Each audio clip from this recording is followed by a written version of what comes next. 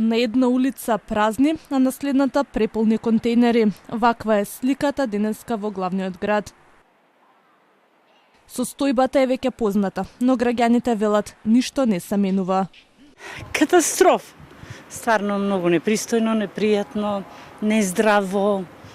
Од која причина тоа знаат некои други погоре од нас. А ние само можеме вака да поминеме, да погледнеме и да замолчиме. Катастрофа, не вратија билјарда години уназад.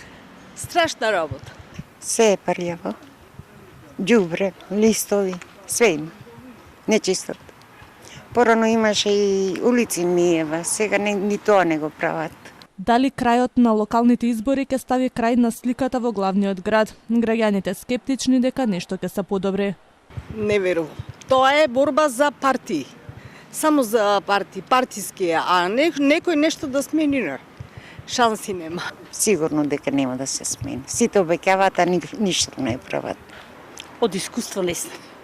Не знам дали ќе се смени, може во почетокот, ама поднатаму не знам.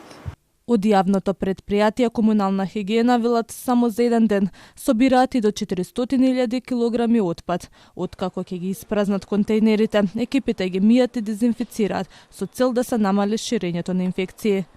Фрлање ѓубре со ракавици, миење на рацете, дезинфекциони бариери во училиштата беа дел од препораките на Институтот за јавно здравје за заштита од отпадот.